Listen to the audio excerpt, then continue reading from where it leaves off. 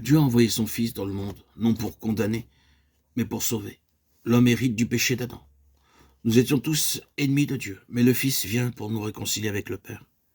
La Bible déclare que tous sont péchés et sont séparés de Dieu. Romains 3, 23. Celui qui croit en Jésus-Christ n'est pas condamné, mais celui qui ne croit pas est déjà condamné parce qu'il n'a pas cru au nom du Fils unique de Dieu. Jésus, sans péché, est mort à la croix pour porter ta condamnation à ta place.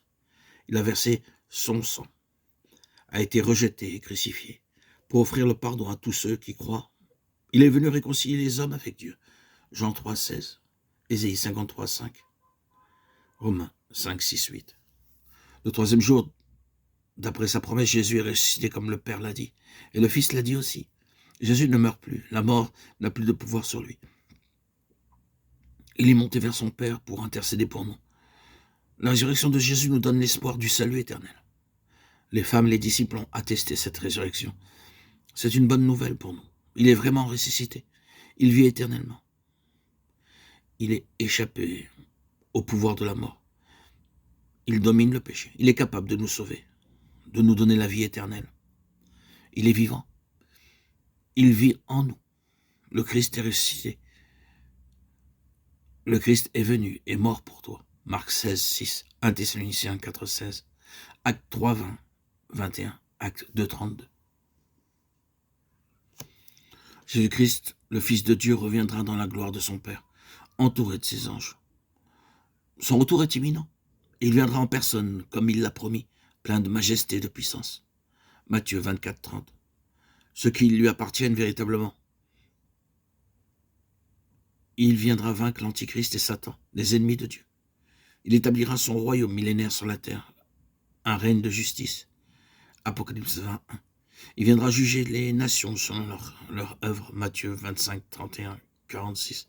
Personne ne sait le jour ni l'heure, mais tous doivent se préparer. Il ne s'agit pas d'une image symbolique. Le Christ reviendra réellement, visiblement, glorieux et souverain. Voici, je viens bientôt, ma rétribution est avec moi. Apocalypse 22, 12. Le Christ reviendra. Jean 14, 1, 3, Apocalypse 22, 12, Matthieu 24, 44, Acte 1, 9, Apocalypse 3, 11, 1 Thessaloniciens 4, 16, 17. Dieu a prouvé son amour à la croix. La seule réponse juste à cet amour, c'est de lui obéir en retour. Comme Jésus l'a dit, si vous m'aimez, vous garderez mes commandements. Enfin, si vous voulez accepter Jésus-Christ comme votre sauveur et Seigneur personnel, si vous avez besoin de la prière pour un problème quelconque, une maladie, un problème spirituel, physique, social, il vous faut revenir à Christ. Lui seul est la réponse à tous vos maux, à toutes vos difficultés, à toutes vos épreuves. Dieu vous aime. Cet amour est bien plus qu'une émotion ou un sentiment. C'est un amour réel, prouvé à la croix. Dieu vous aime.